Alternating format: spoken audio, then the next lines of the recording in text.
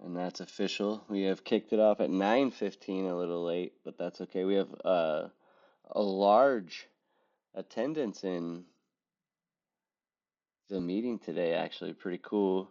We're looking at what looks like 15 people in today. So, welcome everybody that came to the At What Cost 11th biweekly Discord meeting. We are 1 week away, 1 week, or one meeting, I'm sorry, 2 weeks away, one meeting away from our 12th meeting, which, heads up, when we hit 12 meetings, that's 3 years of UFCW general membership meetings we will have accomplished. 3 years worth of general membership meetings in a very short period of time by deciding to get together and have these kinds of conversations at a shorter interval than 3 months. We've chosen 2 weeks.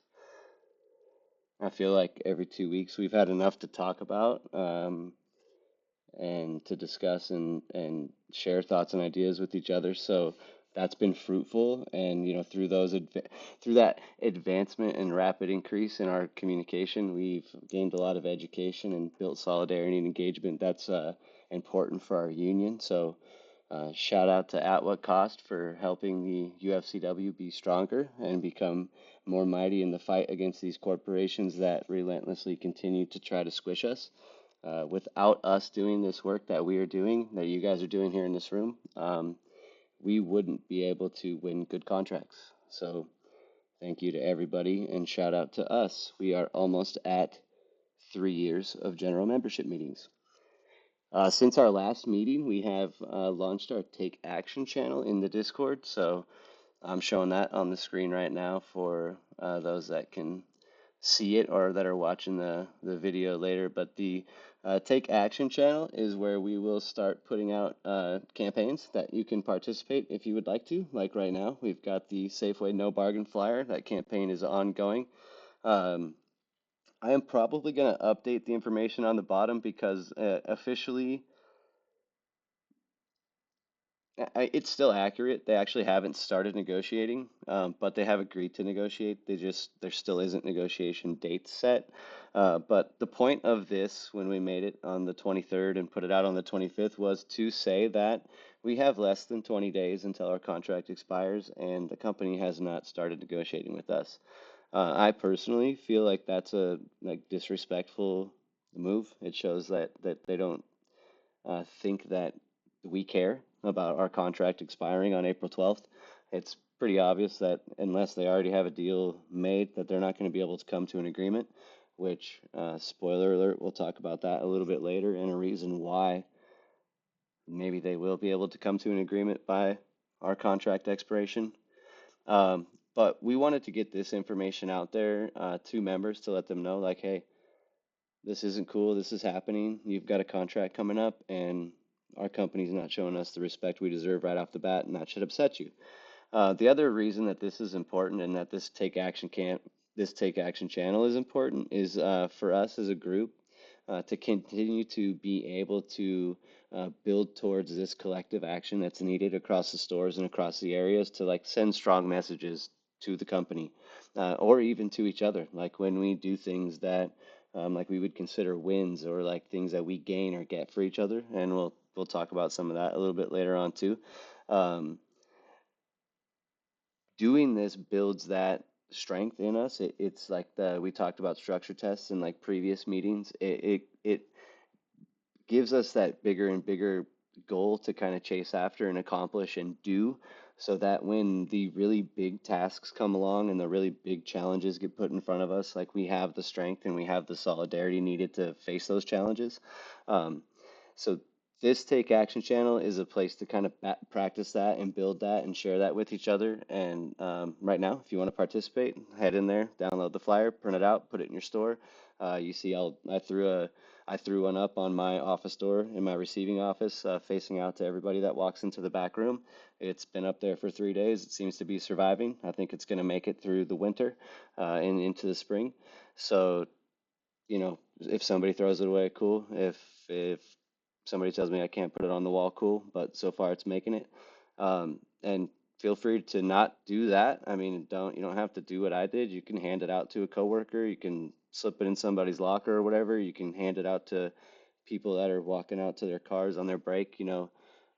You can post it on your social media page and tell your friends and family about it, and just make sure that they know that you've got something coming up that you may need their help and support in. There's a lot of different ways that you can take action. You don't have to, fold it into a paper airplane and throw it at your boss or something. I'm not asking anybody to do anything specific.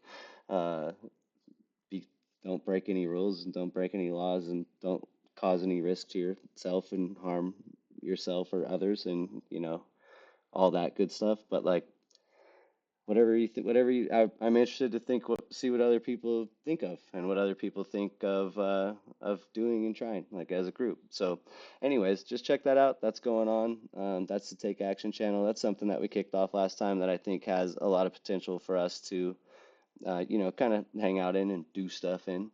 And I'll be interested to hear what you guys think and what other people come up with and do in that. So that's there. Check it out. Moving on from that.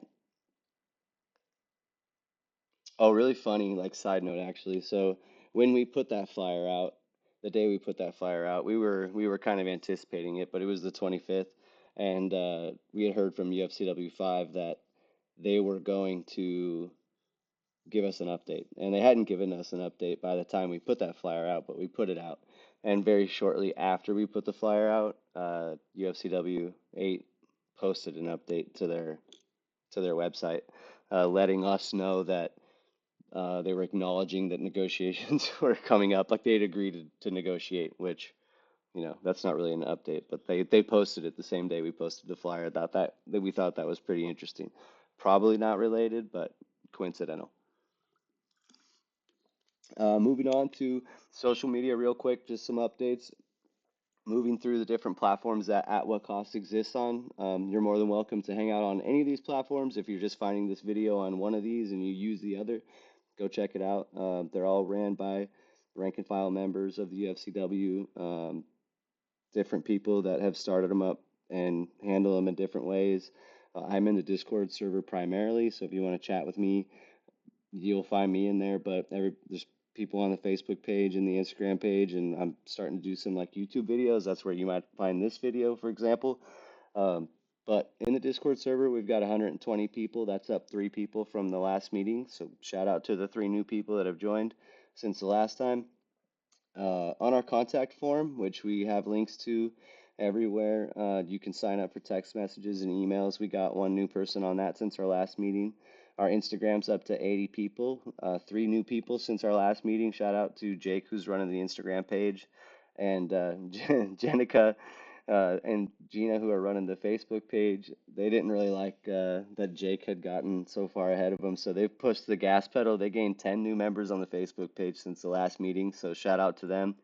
And the YouTube page is up to 20 people from 18, so it's gained 2 people. So gains across all of our social media platforms. That's cool. That means more people are hanging out and talking to us, and that's exactly what we're hoping to do. We want to try to reach more rank and file workers that are out there looking for ways to revitalize their union, specifically us. We're working on the UFCW and Local 8, and it's a big project, and it's anything that, anybody that wants to participate and is a member, please, join in any one of these places that you have a voice and add your voice to it. We'd love to hear different ideas and different people sharing stuff like that. So go participate anywhere you want to participate. If you're on a platform and it's not one of these and you're hanging out in here and you're a part of At What Cost and you want to start something like that, like go right ahead. Like this is a good time for me to remind everybody that this isn't owned by anybody. There's no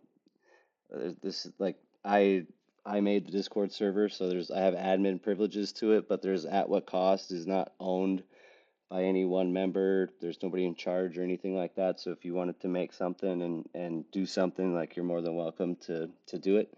And I would love to like just send me like an invite because I would love to check it out and like interact with it and engage with it and see what's going on over there.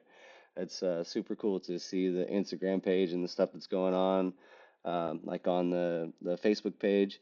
Uh, I don't like use those social media platforms very often, so it's been cool to try to like get used to them and see what they're all about. It's cool that there's so many different people on so many different platforms that it's interesting. It's just weird. How do you even how did you end up there? Why are some people Oh, on Instagram and not on other ones? Like, I don't know. re- real quick, I just want to point out that Eric said that this isn't owned by anybody. There's no one in charge of this. It's organic in that way that it can grow like that. So, how big this movement gets is how big we want to take it, guys. So, it's not up to, we don't get assignments, so to speak. It's how far we can take this into our individual lives and our individual workplaces. So, this is all up to all of us. It's not up to one person or a board or committee. This is up to us, guys. So, remember, this is where we get our homework, so to speak. But we're here to encourage each other and push each other to go further on this. So don't be afraid to take it out of the cell phone and into your workplace. Okay, guys? Damn, Oliver, that was inspirational. That was inspirational, dude. And 100%, I back that up. Uh, I've got every one of your guys' backs in any direction that you want to move. You will not move alone. Let's go. Like, you want to try something out, or you want to do something, you want to put your stamp on something. You have the support of a lot of people in this group, and we're all interested in doing things that help improve our lives and our working conditions and help move our jobs back into a place of dignity and respect that we know we deserve. And one of the only way we can do that is together. So Oliver's 1,000% right. And taking it from here, the secret sauce came out of his mouth, dude. Taking it from here and into your workplace, and then bringing those people in here and doing that back and forth like water in a bucket, is that's the way we're going to fill this thing up and make it overflow. It has a lot of potential. There's a lot of places where we can connect with people and reach people. There's a lot of people that are looking for ways out of a situation that they feel they've been pushed into, beyond their own control and fault, and wanting a way to get out. And the way we do it is by building a ladder together. And thank you, Oliver, for that insight. You're 1,000% right, and that's cool. I appreciate that, man. All right, so socials, check them out. Let's get it. Let's hit it, and we are moving on to the agenda. Safeway contract negotiation update. So they did put an update out on the 25th. The update was that they're beginning the bargaining process, which means that they're getting ready to set the first bargaining dates. They didn't have any bargaining dates to give us when we asked, so we don't have that information on the UFCW 8 website. They have some news for us that was posted on here. It is just basically like a nothing burger paragraph at the top that says we're working with Local 5 and Local 648, and we're determined to get you some real improvements. It says, like, hey, some of you might be going through this for the first time. This is like a cut and paste, like, initial update. Here we go, we're starting our thing. The important part of it is down here at the bottom, to make sure that you text UFCW 8 to this phone number, 888-724-5088. That's to make sure that you get the bargaining updates that they do send out. Remember, like, you're going to hear me speak kind of critically of UFCW Local 8 staff and leadership in this meeting. That's not my intention to continuously bash them. Like, that's specific to the stuff that's going on right now with the general membership meeting and, like, this update. But remember that we talk about this, we talk about it a lot, that, like, what we're trying to do is, like, build up like, what we want is a strong UFCW Local 8. Like, what we want, a big, fat, fighting, robust, mighty union. So being critical of it and speaking, negatively of what we see currently that we feel is an opportunity, might come across a certain way, and just know that the intention it's to try to correct those things and move them in a direction that adds value to our membership, um, in a way that we want as dues paying members. And if you look around the room at the dues paying members that are speaking out, I think you should listen to the ones that are willing to. There's something behind the voices that are being added to the conversation, and I would ask respectfully that you listen to those voices. And with that, we need to participate as a membership, as members of At What Cost, to the fullest in all of the activities that the UFCW puts out in official capacity. So take their surveys, attend the meetings, I don't mean their surveys. Take our surveys, attend the meetings, get the text updates, do all the things that we can do to be engaged and active members so that we positively reinforce those actions from our staff and our leadership and they continue to do them. If they set up an educational workshop, we need to make sure we go to it. It needs to be a good use of our resources, so we need to utilize those. There was a time when our union did those things, and for some reason they don't anymore. And if they're going to try to blame us for not being active and participating, we need to make sure we're there every time. That was a very long-winded way of me saying make sure you get the text updates for your contract, but that was the point of that. Uh, on the Union 8 website, like I said, the update's pretty lame. It's pretty weak. Get your text updates. We're going to go to the meetings in Local 5 and make sure that we get the monthly updates, and we'll bring all the information back into the group so that you guys can help spread it out to the stores and get it to the people that, aren't connected to us yet. Um, but that'll hopefully get us some more information sooner. Uh, at the general membership meeting, they kind of took like a weird jab at some of the other locals and like made some snide comment about some of them just wanting to be the fastest when they want to be the most accurate. And from what I've seen, honestly, there's no, way faster and way more robust and way more accurate across the board. So your strategy in terms of that isn't quite working out. You might want to reconsider it a little bit. Um,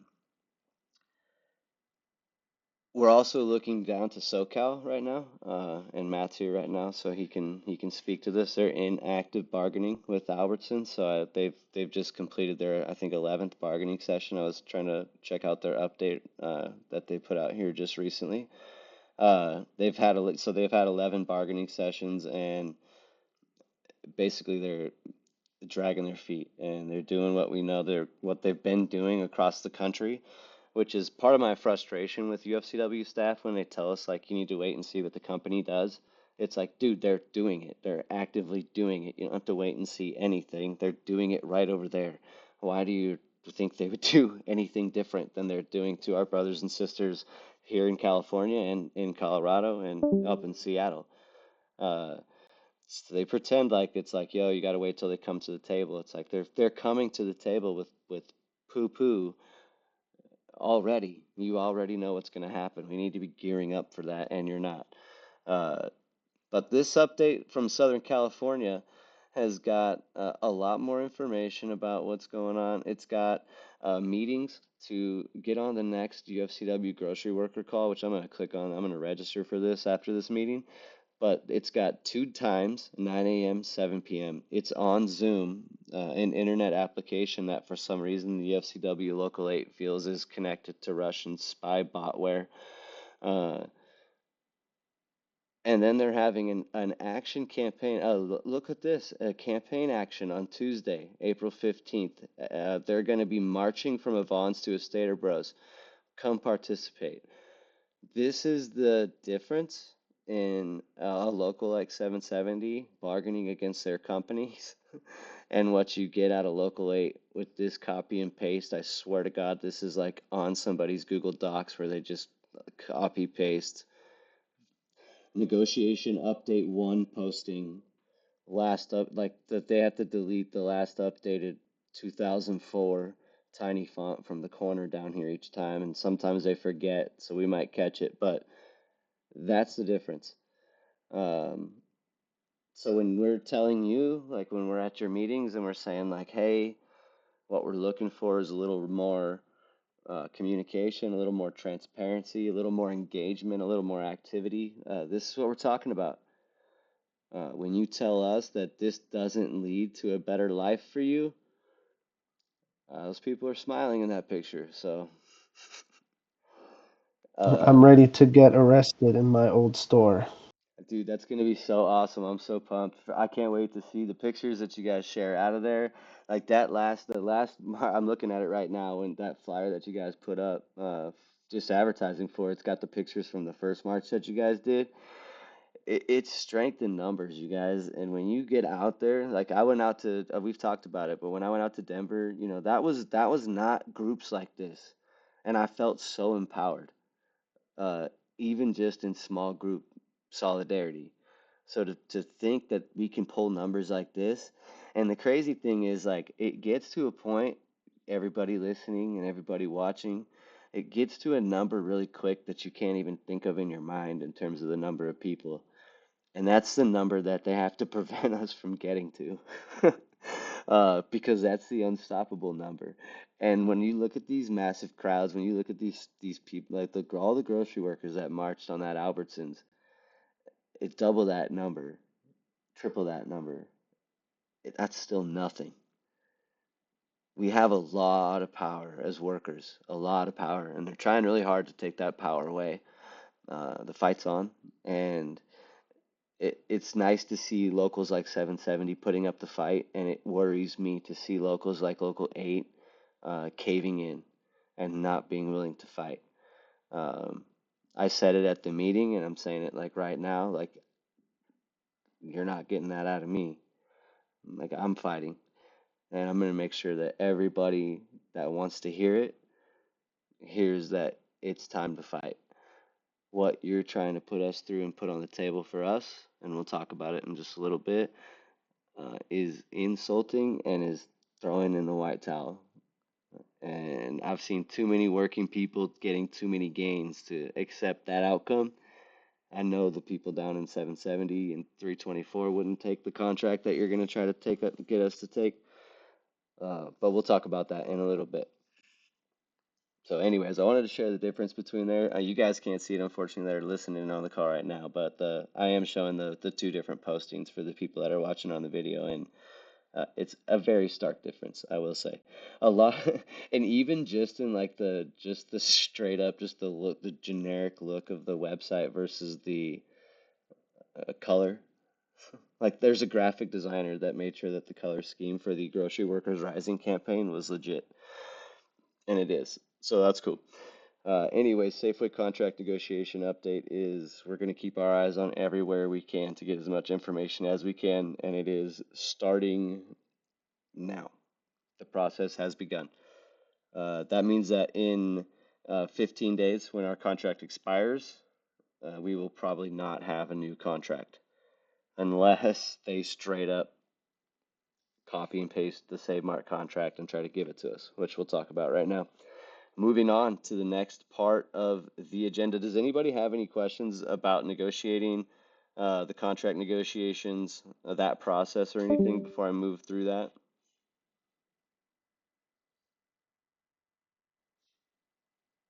If you do, and you, One okay, sec, Eric. Sorry. I went on the union page to find out more progress on the negotiations, and there was even a little bracket, the link that said progress on negotiations, where negotiations are, and the page was so startlingly like not informative and basically just like a text box that said we're working hard. It was I don't want to say insulting. It's my union, but I felt like I should have real information on this page. Like things they're fighting for in the contract and stuff. But there was nothing there, nothing really substantive there. And if I were working for the union, I want my members to know what I'm pushing for in the new contract, what gains and grounds have been made with the company, and there was nothing like that on the what's going on in what's going on in negotiations. It was a press release for negotiations. That's all it was, and it really that's why I came into the group chat with that in my mind. I wanted to let you guys know that I don't like what the union's showing us on the website for progress in negotiations. Like, check it out. I dare you guys. It's not going to make you happy. Um, like Eric was saying, the copy and pasting of Save Mart contract is not something we should be fighting for. I think we should have a better contract. But it's that's my opinion. But I just want to get that out there before you go sleep tonight. Go on the UFCW 8 page and check out what the negotiations are. I don't think you'll be happy. once again, I agree 100% with everything Oliver said. I did post a link in the chat to both of those websites that I referenced. So if you guys are on your phones and you want to check them out, they're there. Bargaining update from Local 8, bargaining update from Southern California. And with that, we can roll on to the next portion here. This is the general membership recap. So last night was the general membership meeting, the quarterly general membership meeting for us and UFCW Local 8. Reminder that those meetings are held in a physical location, not online. They're not accessible to us virtually. We have to go to them physically. So we did. We got a group of 9 people to attend the meeting. That was 4 more people than we got to attend the December meeting. So we went to the December meeting with 5, and we had 9 people attend the March meeting, and it was awesome. Like literally, it was so fun. Like going to the dinner. The dinner was bomb. We met at a restaurant beforehand and hung out and got ready for the meeting, and then we went to the meeting. I will say, I just want to, for everybody that's out there, I'm going to tell like the full story. So, um, to the 9 people that just left, and I'm just joking. Uh, we really put a lot of thought into how we were going to approach this general membership meeting as a group, as at what cost. And we wanted to make sure that the experience that we had was not the same as the experience that we had the time before. And you can go back and listen to the meetings regarding the time before. We won't rehash it here. There's plenty of words spoken on that to go find. So just know that we were committed to making sure that we got out of this meeting something of value.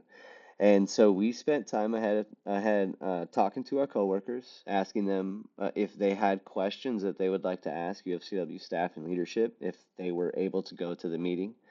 And we rounded up all those questions. We had a pre-meeting, so we got together a couple days before and discussed kind of like our plan, hammered out all the details, pre-gamed, talked about some specific, like strategic things that we were going to do, like make sure we stayed together in a group, didn't let any of the staff or leadership peel us off as individuals, to try to like extract information or ask questions about specifics or, any weird type of stuff like that, that they try to do, to intimidate and instill fear in people. Um, so that those things, we took all of our questions and we like pooled them together and we kind of made a list of the things like that we were going to ask. So I had basically an agenda that I took in with me of questions from coworkers and questions from myself, because in those situations they're you might have anxiety, you might have stress. It's like for some reason it's unfortunate, but for us in our situation, it's this really intimidating process, and it's made that way by the people in the room. It absolutely does not have to be that way. That environment is created by the people that have the power and the control to create it, and so we come into that environment as outsiders, right? And we feel the energy that's put into it, and that's by design. And there's accountability that goes with that. And to if any of the people are listening, like I see you. Um, so it's tough to remember things like what you plan to ask or what you want to say, right? And the things you want to get out or get across. And so doing that pre-work, it and prepping for what they're gonna say and what they're gonna do so that you know what you're gonna say and you're gonna do is called inoculating. And we've talked about that in the group before. But what it does is it takes the sword out of their hand, because a lot of what they try to do is surprise you and catch you off guard.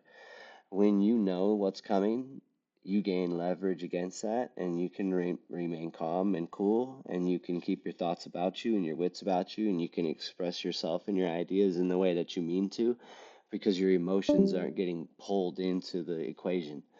And so that was so helpful for me to have that pre-meeting, and I highly recommend it for any union members that are going into situations like that. I mean, that could be with like your boss, right?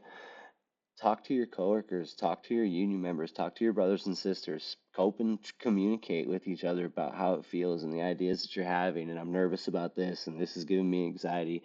It was so hilarious after the meeting when Kevin was like, "Bro, my fucking, so, oop, oop, bro, my Apple Watch like heart rate alarm went off 6 times during that meeting." Um, that type of like opening up like that with each other, the humanity that comes out of like this weird, like, we all just went into this room and came out and like, oh my gosh, like vibe. Uh, it's so empowering. It's so connecting. It's so like it's the magic of like why we are so powerful together. That spark that happens, when you open up to each other. Uh, so I don't have any problem, like, saying, like, I was like, I joked around about how nervous I was going to be if Jacques Laval was there, and he wasn't. But for some reason, I'm gonna be nervous if I ever like meet this person, and I don't know why. I mean, it just is what it is, I can tell. I already like am like getting butterflies like thinking about it because he's some mystical figure for some reason. There's no shame in that, I think there's shame in the way that some of the other people were behaving in that room, not us. Uh, so all that work that we put into it just goes to say that like I feel like it gave us a lot of power, like committing to staying together as a group led to like our first like power move, which was when we walked into the room. They had it was set up almost like a classroom. So there was 2 rows of like 3 by 5 folding tables, basically stacked back from the front to the back of the room with chairs at the tables. And at the first meeting that we went to, everybody, all the staff members that were there, 9 staff members, $1 million worth of salary, was all piled up at the front of the tables. They were all sitting together, all buddy buddy, chum chum, talking together about how awesome they were at getting great contracts and shit stuff.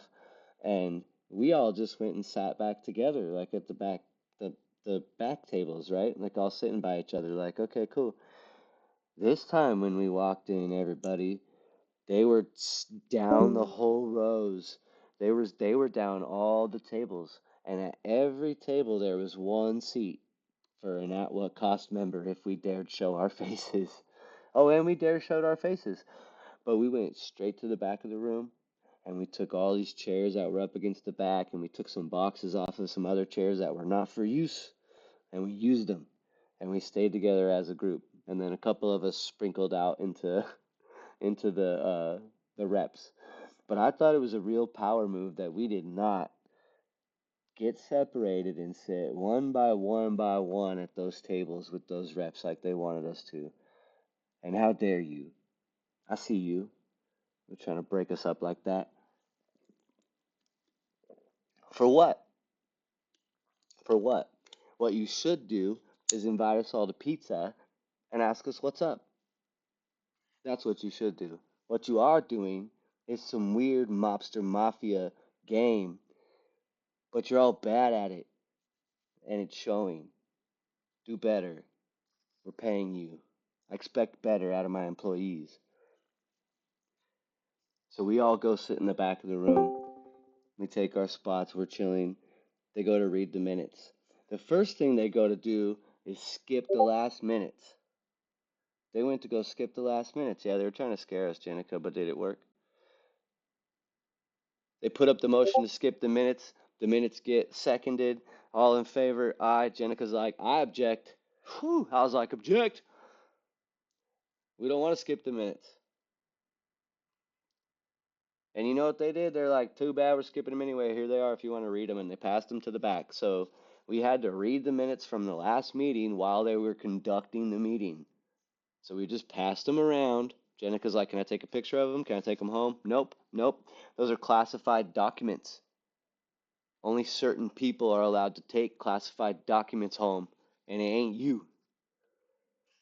So we had to pass them around. We had to read them. I will say that I was happy, I guess. I was a little impressed to see that they did mention our request from the prior meeting to have our meetings put on Zoom. It said a member, I can't remember if it said your name, Jenica, but it did say a member requested the potential of Zoom meetings, and we said we would discuss it. So that was mentioned in the minutes, but nothing really else that we talked about. I didn't think that it was very robust, but it did cover all the stuff that they had covered, so that was in there.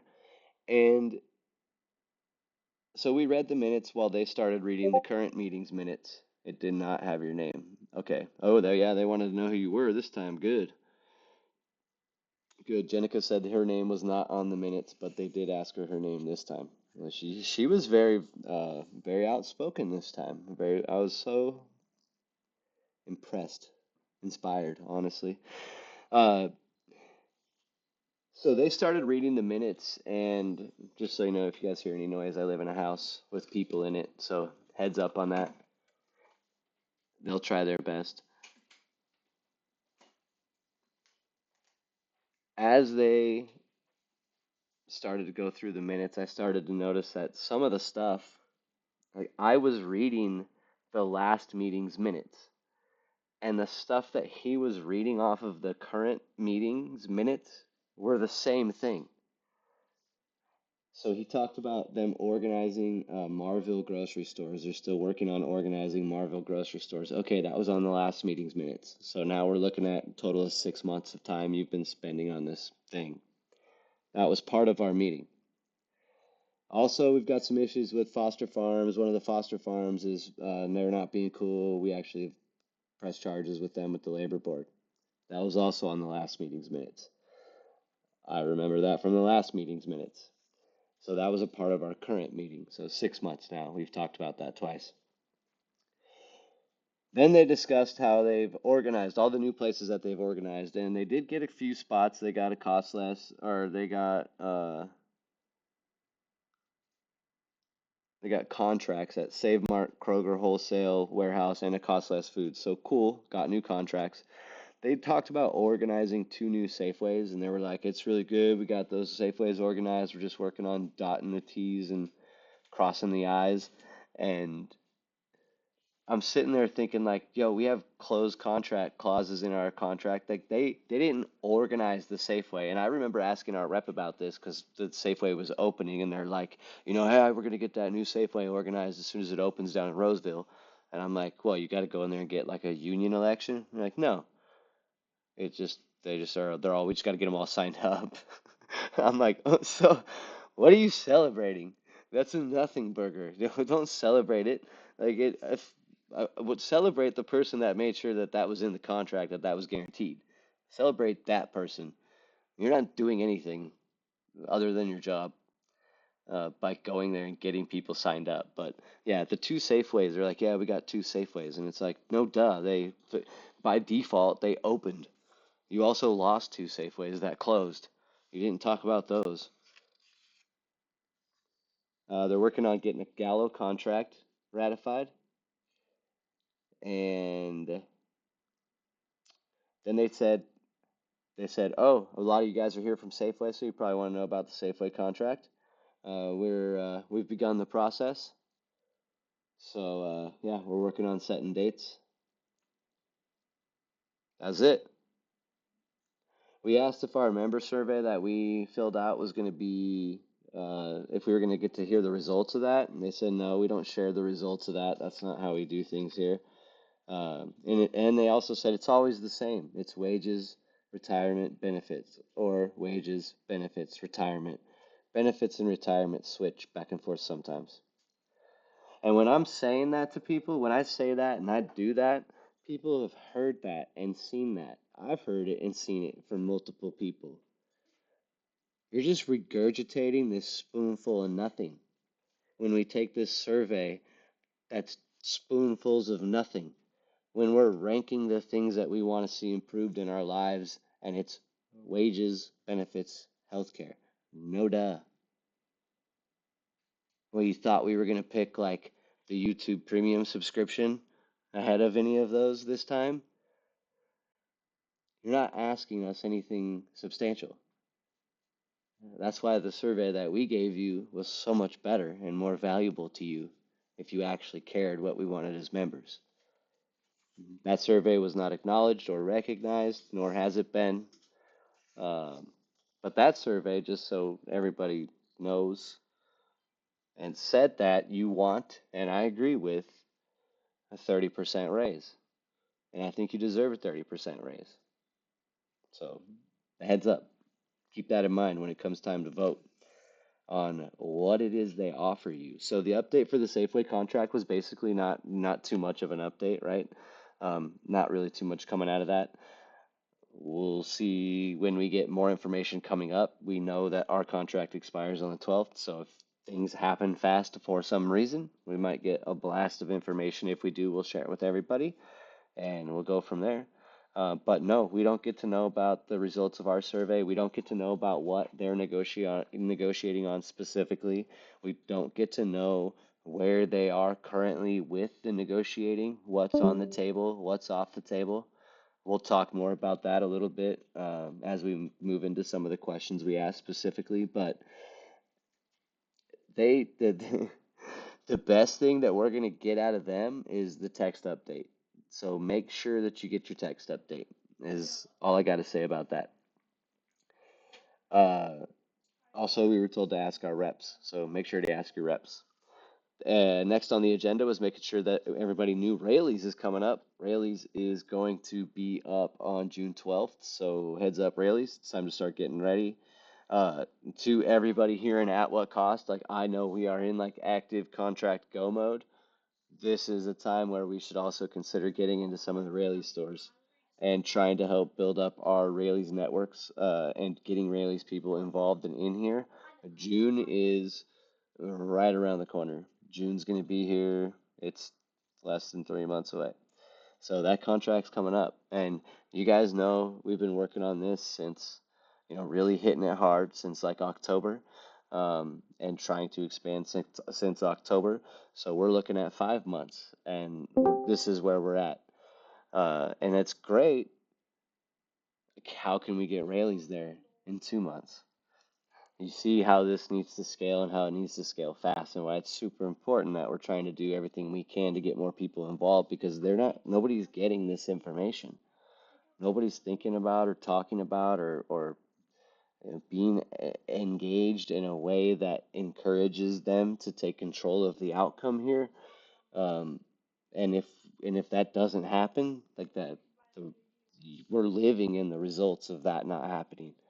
And part of the reason that we feel like we have to do something is because we're on the other side of that not happening for an extended period of time. And I can you take more? I can't take much more. Like if we're gonna take any more, at what cost, right? Like at what cost? Like what do you have left to give?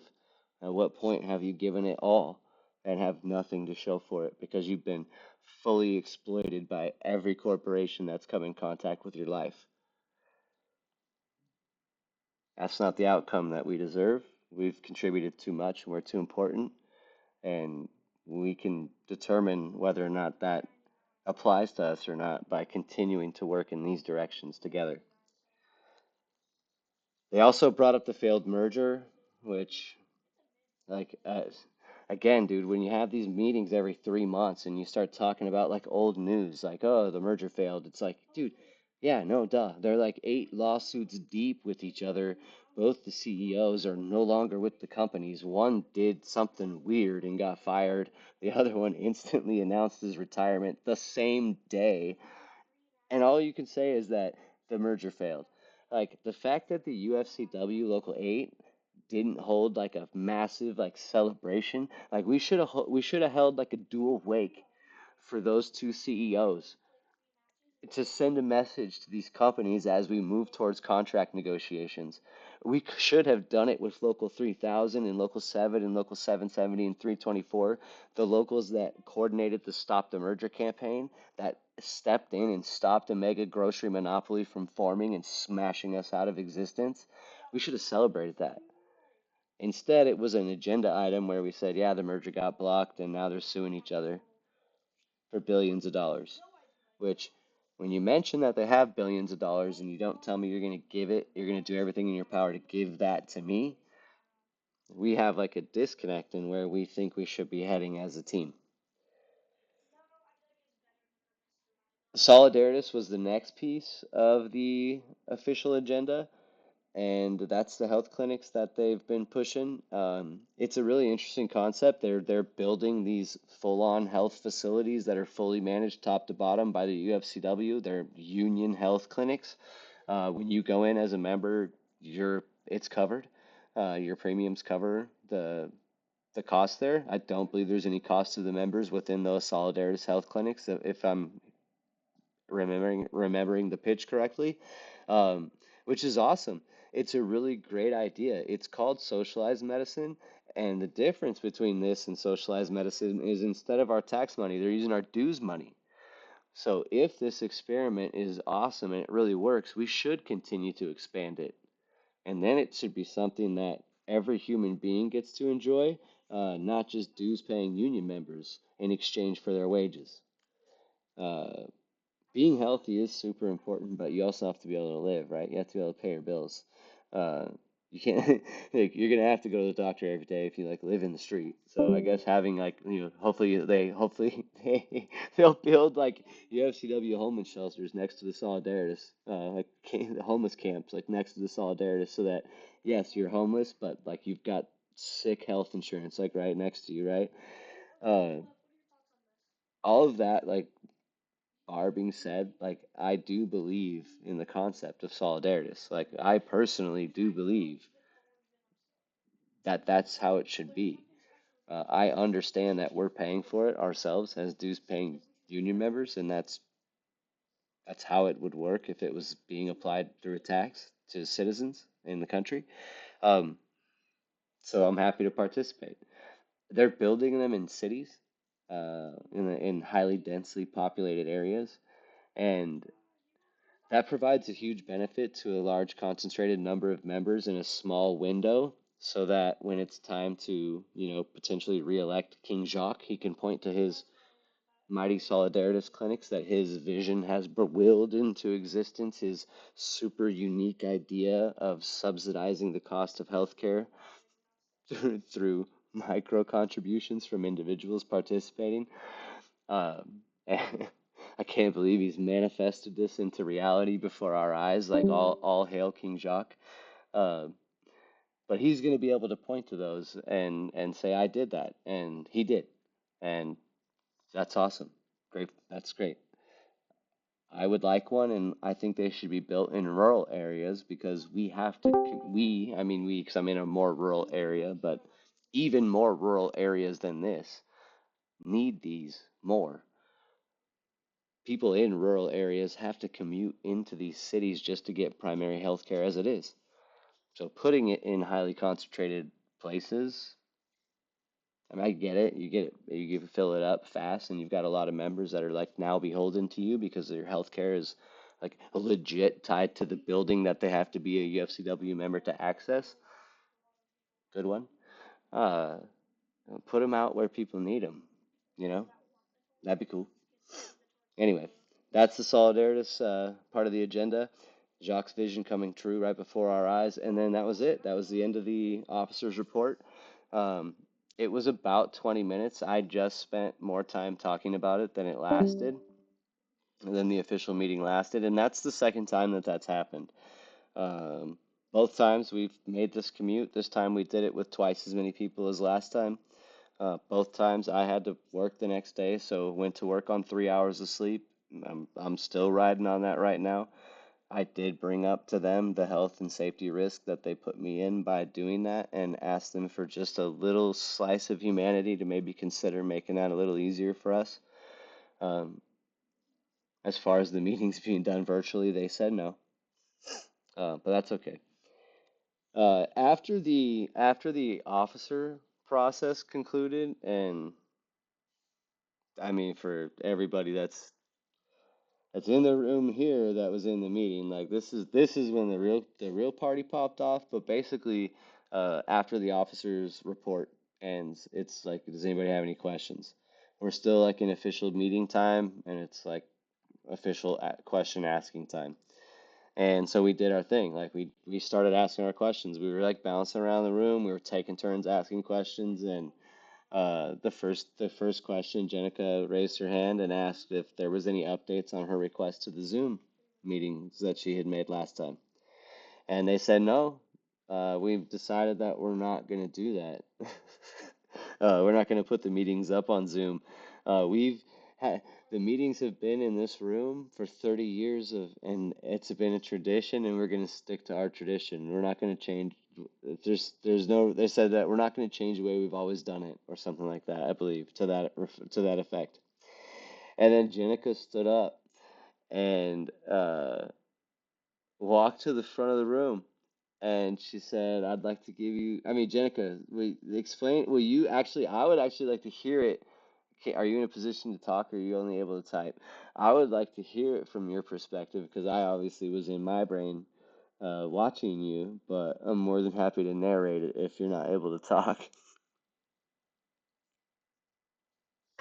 Um, like, what do you want me to say? Like, just, What did you do with the petitions? oh, I handed it, I asked them about what they were going with it, where it's been before. Like, I read in the paper that they had from the notes before that it was just brought up that a member had mentioned, I forget the wording it was because but that it was brought up about having a different way of reaching the meetings, and he said that's always the way it's always been. That's the way it's always going to be. At least in the last 40 years that he's worked for the union. So I brought him the papers and I said that these are 17 pages worth of signatures from Northern California way up to Sacramento. The rank and file members who would like to have this put online so they can make these meetings so their lives aren't put in danger. Some of them are elderly and cannot travel. And then when I went and sat down, he asked me what they were told to sign this. And I said exactly what the paper says. He asked me how were they um, collected. And I said by rank and file members going to other rank and file members in these stores and asking them exactly what the petition says. Because he asked me what was it, what was this, and I said it's a petition to have this general meeting put online in a way, however you see fit, for us to be able to see these, make it available for everybody, and not excluding people. Because I wanted him to know that what they were doing was basically saying nobody, if you can't make it here, you're excluded. This is an exclusive club that you don't belong to. Yeah, and I mean, I'll speak for myself. It feels like that when you're in that room, doesn't it? Oh yeah, we are the secondary. They are the primary. Yeah, for sure. They think they are. They think they are. I felt it shift last night for sure. Um, so yeah, it was awesome. I was sitting there, dude. Jenica walked up there. She dropped those petitions off. She said her piece, sat down. They tried to invalidate the petitions, is what they were doing. They were asking specific questions about the petitions that if they hadn't been collected by hand, if those weren't original copies, and if the members hadn't been able to read what the petition was about, then they would have said the petitions were invalid, which is a poo-poo move, dude. Oh, that's why I clearly stated that it is on the top there. Everyone read what it said. And if they had any questions, we who were collecting them answered any questions that they had. But it was stated on there clearly for him to even read. Like there was nothing blocking it. He could read exactly what it was. Yeah, and for the people listening, we weren't submitting. This wasn't a petition that we were submitting with the intention of changing the bylaws or anything. So we hadn't hit any, number threshold to force change. This was just like a very respectfully and kindly requesting virtual access to our meetings, given the very large geographical region of our union, local. And the response to that was no. You must make the trek to Mordor. So we shall. It was awesome, dude. This triggered the bouncing of the question asking, which was like, you know, it was important that everybody that had questions got the chance to ask all the questions that they had, but that no one of us felt like we had to ask everything. So it was awesome. Everybody spoke up, and that was so cool to see. Jake asked why it's so hard to get information out of Local 8 when we can get so much more information out of Local 5. And the guy goes, "Oh, that's just how they do things differently there. We don't, not everybody, we don't just like talk about everything all the time. We want to make things more accurate, not just the fastest. We have to make sure there's accuracy behind it." And no, Jake goes, "No, I hear you saying that you're not gonna do it. I want to know why." And he goes, "That's just not how we do things." And he say, and for the third time, he goes, "You keep saying that, but you won't say why." And I was just like so impressed, dude. Like because the maneuvering that's required in those situations when like you're like for me, I mean, I'm speaking for myself, and other people might be just like totally legit and like, cool. But like for me, like in when it starts going back and forth like that, like my temperature's like rising, my heart's like racing. I'm like getting like trying to like stay cool, trying to stay like calm, and he just like totally owned it, owned it. It was awesome, and he stuck to it, and every time, every time we did that, they just moved on. They never answered the question. It happened time and time again where they just moved on. Uh, that was extremely frustrating to see that happen again and again. Uh, but it was cool. We also started asking questions on behalf of each other. So Tony, he's been doing all the research in the Lisa research channel. You guys have seen it. He's trying to find out about our Lisa retirement account that got added to our last contract starting August 1st. It's supposed to be this account that the company is contributing a certain amount to every hour that we work. But everywhere we look, we can't find information on this Lisa account. Tony's been bounced from his rep to the trust fund to the Roseville office to the Albertsons HR back to the trust fund. And we asked at the meeting, "What's up with this Lisa account?" And they said, "Call your rep." And then luckily Rick, and I will say Rick, dude, Rick, I know you're at home watching this right now, super interested in what we have going on. I feel like there's a slice of humanity left in you. I feel like you still have a chance, man. It's in there. Like you at least pretended to listen to us. Everybody else in that room just shut us down and talked us down and made all these condescending comments. But you at least pretended to listen and acted like you heard what we were saying, and you nodded your head affirmatively, like you could understand. Rick actually had a lot of information on the Lisa account. He understood it.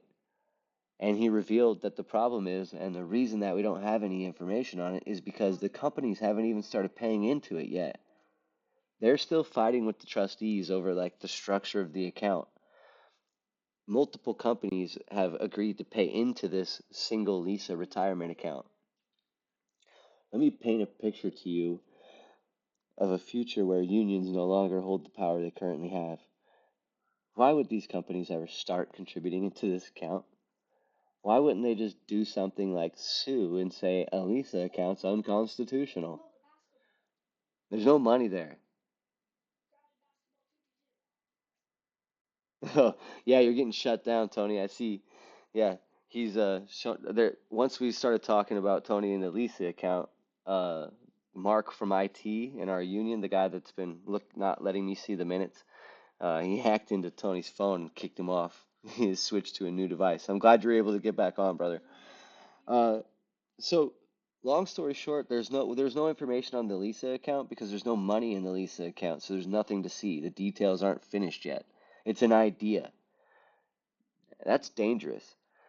These reps are going around selling this Lisa account like it's the reason that you're not getting wages. It's your third bucket in your retirement.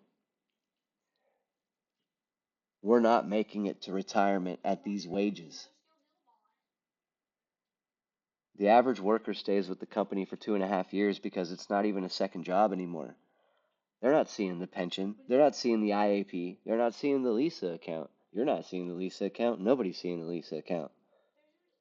You want us to drag through starvation to make it to your promised land, Valhalla trifecta of retirement accounts? I don't think so, dude. Something's not right there. Something's not right. I'm tired of getting pitched that. Cindy spoke up. She asked about transparency. Can we hear about specifically what wages they're offering us or what wages you're asking for? No. No, you cannot. I'm sorry that I'm like snickering throughout this, but it's like when I say stuff, when I say the things that they say with a straight face, like I can't. Like I'm a pretty good actor, I'm a pretty good performer, but I can't say those words without laughing because it's so obviously disgusting, like disrespectful to us as members. The fact, hey, can we know what's going on in our negotiations? No, you cannot. Why? Because things can change. You see, sometimes things are on the table, and then when you're not looking, it's off the table. And then if you don't look at the table again, you don't know that the table has changed and you think it's still on the table. Sometimes things are on the table and they're off the table. It's a very slippery table. The solution to that is to let us in the room for negotiations so we can watch the whole thing from top to bottom. We'll know at all times what's currently on and off your very greased up table that you like to negotiate on. Uh, It's called trust but verify. You want us to trust you, but you won't show us the information. If you say, I'm fighting for good wages, and then you pull back the curtain and we see you fighting for good wages, we trust you. When you tell us that we have to trust you because you're doing things the way they've always been done and you're the experts of the position and you have the strongest contracts in all of the grocery industry and all these other locals we keep referencing have super weak contracts relative to you, nothing compared to your benefits, but you won't show us, something's not right. I know how that story ends. We see how that story ends all the time, and I'm not interested in it. Jack from Produce wanted to know if we could eliminate the tiers in the contract. What do you mean by tiers in the contract that they said? Oh, you know how when some people are working like side by side with each other, they're doing the same exact job, but they're getting paid two different amounts because it's a Sunday or a holiday? That's messed up. Oh, you're talking about the legacy people from the legacy contracts. Well, they deserve that. Been around for a long time. We're not saying that we're not doing that. Everything's on the slippery table, but they didn't seem to have a problem with the tiers. We got to the end, and Jenica wanted to know when our next contract was. It's going to be next quarter. What month? We don't know. Next quarter. When will you know? You'll know when you get your voice of action, they said. Think about this. Think about this, Jenica.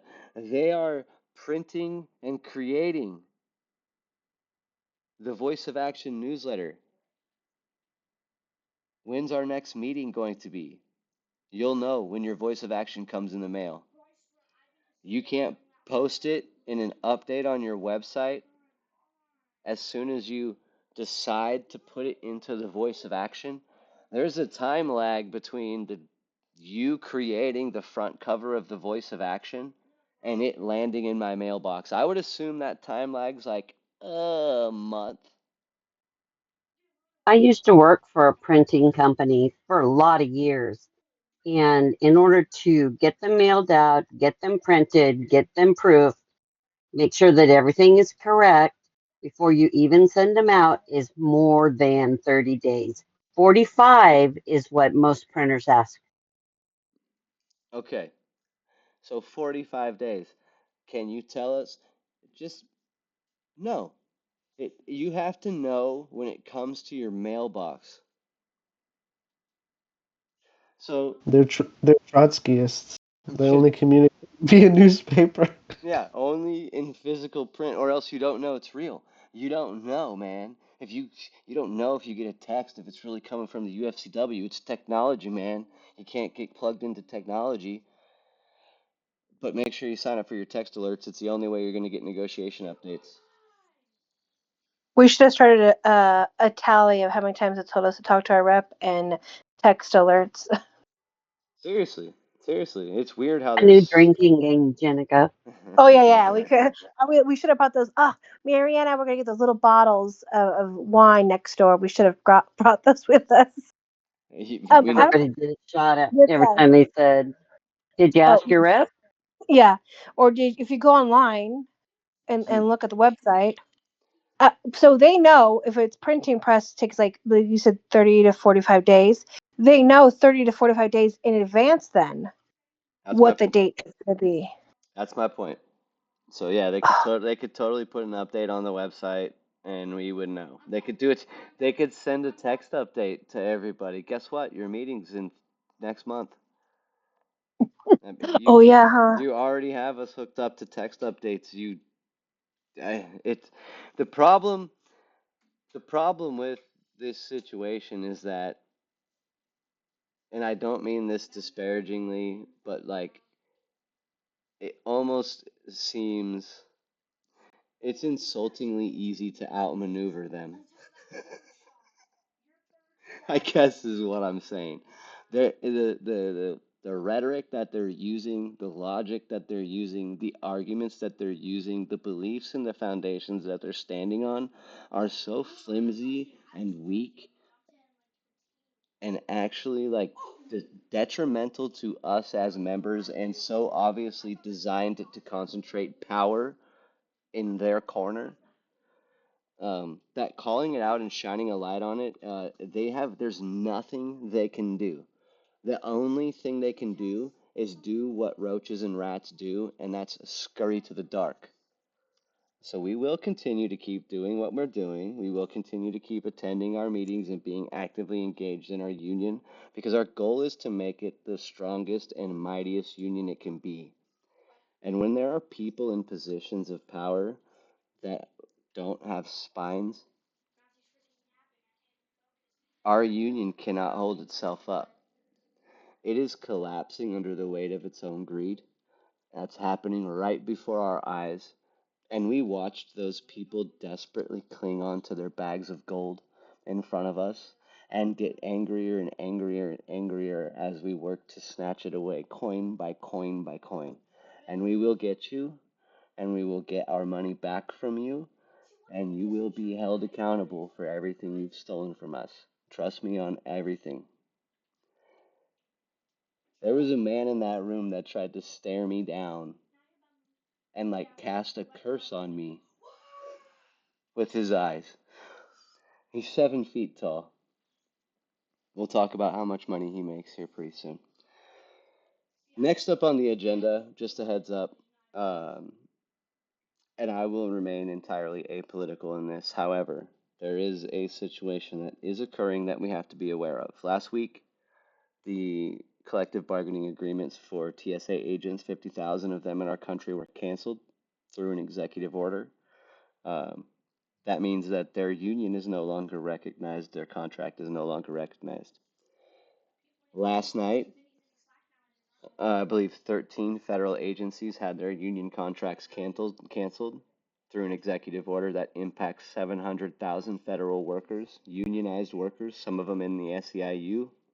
Our brother Adam in here is from the SEIU, so this impacts his union directly. Their contracts are no longer being recognized by the federal government. These are legally protected and what I believe human rights to collectively organize and bargain our working conditions, that people fought and died for through the history of the labor movement, literally died for, machine gunned down, lit on fire, burned, killed, murdered, for our right to fight for our working conditions, our living conditions, and our wages, being taken away with the stroke of a pen. If you think, as a grocery working union member, that that's not coming for you, it is. The reasoning behind this is national security.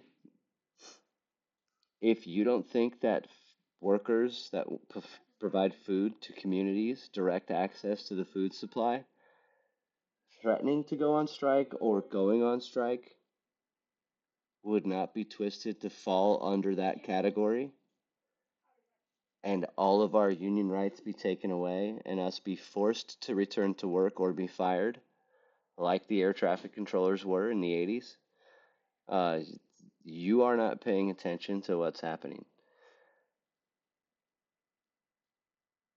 Solidarity across the entire labor movement is the only solution to that. We have to be collectively willing to stick up for each other, and the potential extreme outcome of that is work stoppage. So I just want to make everybody aware that takes time to listen to this, that is a union member and is currently in a union, that you need to be looking at the broader labor movement and thinking about how that could potentially impact you directly if unionization and union rights are something that you believe should be protected. Uh, we have to hold the line, is where I will leave that. And guess what? Gina, you willed this into existence. Moving on to the next piece of the agenda, Adam. This will excite you too, buddy. I don't know if you looked at the agenda, Adam, but the new LM2s are out. The new LM2s for 2024 are out. I have pulled UFCW Local 8s, which means we can see the salaries from last year for all of our UFCW members, the 2024 salaries for leadership, for our reps. It's all the juicy numbers. For those of you listening that want to go look this report up for yourself, I have a handy dandy cheat sheet. Write this number down, 043 536. 043-536. When you're searching on the Department of Labor website, you can use that number and it will bring up the UFCW LM2s for you. On the screen right now, for people who can see the screen, I have quick links to the LM2s ranging from 2016 up to 2025. So if you wanted to, say, for example, just see how much percentage of wage increases your rep has gotten from the time your contract has been active, you could do so using the LM2. Their information is publicly available. That's a requirement, a federally protected requirement. You think they want to share this information with you? No, they have to. Um, some laws and regulations are good. There's one that mandates that this report gets put out yearly, and this is why we get to see this type of stuff. This provides some insight. We do have the ability to audit our union and get this information, but that's a lot of work. So having it posted here online for the public to access is very helpful. Who wants to hear how much money Jacques Laval made last year? He got a raise. He's been doing very good for himself. He has crossed the $300,000 threshold. Last year he was at 298,000, I believe. He got a good bump. He's at 319 this year. $319,000 last year for Jacques Laval. That is the equivalent of probably seven grocery employees. Seven grocery employees worth one Jacques Laval. Congratulations, John Heiss. I know you, John. You're 7 feet tall and tried to stare me down to the ground. $240,000, John Heiss. That's almost $250,000. Congratulations, sir. I'm sure you worked very, very hard for that money. That's like almost five grocery workers. Congratulations. Rick, who was the guy that had the slice of empathy in the room, he's the guy that led the meeting. He's the grievance coordinator. I, I, I have hope for all of these men's souls, but for Rick, I think there might still be a soul left. So that's cool. He made 191,000. He's getting ready to clear $200,000. Congratulations, Rick. Being our grievance coordinator, I would say you probably did get pretty close to earning that money. I'm sure you had to put up with some tough situations. So I'm actually kind of feeling okay with that one, to be honest. You probably worked the hardest out of those three, no joke. But just a heads up, those three people made over $750,000 last year. That's $750,000 across three people's salaries. You're welcome. That's our money. We gave that to you. Congratulations. Thank you so much for everything you do for us. Keep going with Solidaritus. Oh, we're paying for that too? Never mind. Congratulations to us. We're building Solidaritus. Thank you for your vision, Jacques. It is worth $320,000.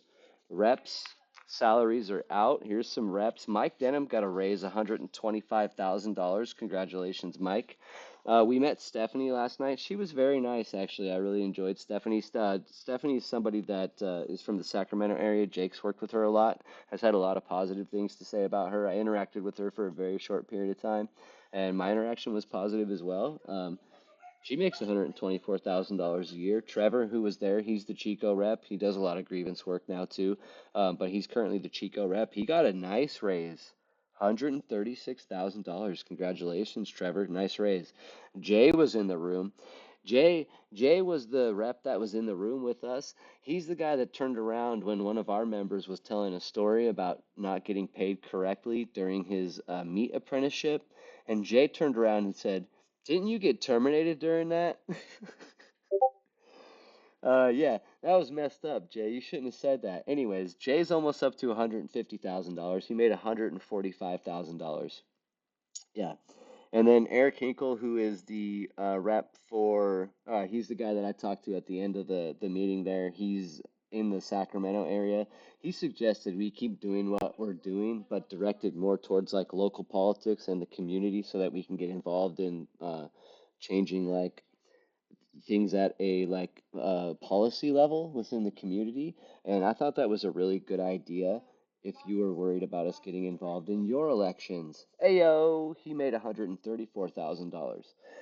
Those six reps that we have heard of. Oh, and I threw in a random Laval. There's a Karen Laval who's obviously a Laval. She makes $10,000 every year. I don't know what she does. I'd be interested to hear about that, but she clears 10K, so it's probably a summer job doing a whole lot of nothing. $10,000 a year she gets, so we're probably helping her go through college or something. Those six reps and a random Laval that we've never met make $674,000 every year. So between the, what did I say, 750,000 plus another 674,000, we're looking at about almost $1.5 million. Most of that, minus Jacques Laval, was in that room with us yesterday. I wonder why they don't want us getting involved. That's my money. That's my money. All right, so that was fun. I like talking about the LM2s. Gina actually, like I said, willed that into existence by bringing up the LM2 yesterday. She was interested in finding out what some of those people were making, I was assuming, on the drive home. We're all fired up. It's like, how much does he make? Um, but let's wrap it up. We'll call it a night. It's been a long meeting. We just did about an hour and a half-ish, hour 15 Yeah, minutes. yeah. Gotta say, April 1st is Union Tax Day. So every April 1st, they'll post the taxes of the previous year from now and forever until we die. Thanks, Bill Clinton. Oh, so this is the window where we always want to look for this report. Yeah. Copy. Awesome. That's good to know. Look at that, dude. That is good to know. Cool. So I'm gonna set that on my calendar. This is gonna be a new holiday. I'm probably gonna take a vacation every week that this comes out. Will be one of my vacations. But anyways, wrapping this thing up, guys. We'll closing comments and then we'll turn off the mic. But we're in a pretty serious situation. Um, the attacks on the unions is a really big deal. And it's a really big reason that companies like Albertsons feel so comfortable pushing us around. They know they're in an environment where they can get away with it. So they're going to do it. The problem that I have is that our locals letting them, and that doesn't feel good. Part of the reason that they're letting them is because they feel like they can. And that's on us to make sure they know they can't. They're obligated to represent us. I would say that we're obligated to make sure they know that we feel that they know if we feel like that's happening. Do you feel like our voices are being represented? Do you feel like our requests are being heard? Do you feel like the things that we're asking for are being taken into consideration? And if we're in a democratic union where our voices do matter and the members have power and control, should we be?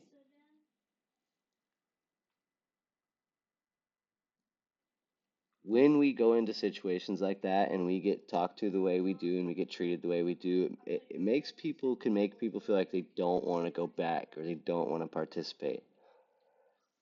And that's by design. That's what they want us to do. They want us to fold, but we can't.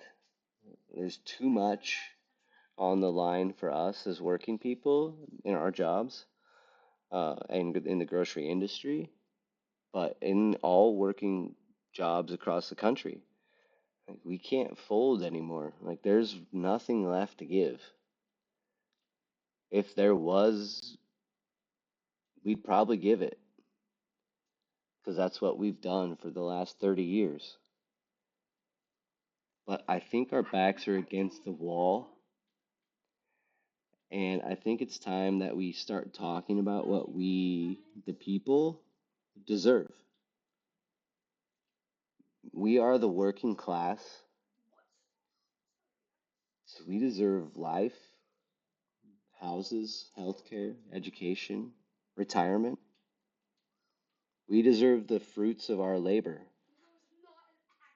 We create everything that gets extracted and taken from us. And this time they're doing it right in front of our faces. Like, our union hasn't even came to negotiate our contract, and there's 15 days left. I mean, our company. Our union hasn't forced them to and hasn't filed an NLP charge.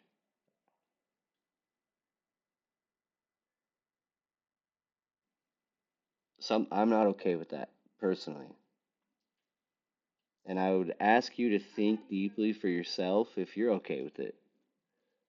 And if you're not, maybe swing by the Take Action channel and see what's up. And add something to it if you think there's something that you can add. Or take something from it if you think there's something that you can take and bring out into the world. And I will close it up with that. Our next Discord meeting is going to be Friday, April 11th, the day before our contract expires. It's going to be at 9 p.m. If you're interested, hit interested on the event tab. All the meetings are posted there, so just hit that and you'll get a reminder. Brother, have a good night, Tony. Thank you for hanging out. You made it all the way. Hold down the fort, my friend. As a reminder, our next in-person is going to be on the 12th, which is a Saturday, at 1 o'clock at Becca's Cafe. Thank you so much. I forgot about that. And you did get that all confirmed? All confirmed. Awesome. So April 12th, we're having a Hey, our contract expired party at Becca's Cafe. Did you say 12 o'clock? 1 o'clock. 1 o'clock. I'll be there at 12. At 1 o'clock. That's awesome. I can't believe I missed that in the agenda. And I'll make the event for it too. So anyways, that's it. That's a wrap on this. We're gonna go ahead and close off. We'll go off mic so people can talk about their bosses. But this is at what cost? This is an at what cost meeting. This is the kind of stuff we talk about. It's the kind of stuff we do. And normally we don't dog on the locals so hard, but we had our general membership meeting last night, and that deserves attention. That's a symptom of a very, very bad illness that we need to get fixed as fast as we possibly can. And we can do it. We can do it, but we have to do it together or it won't work. So, thank everybody for hanging out. That was a great turnout, and we will do it again. And with that, I'm going to shut off this recording.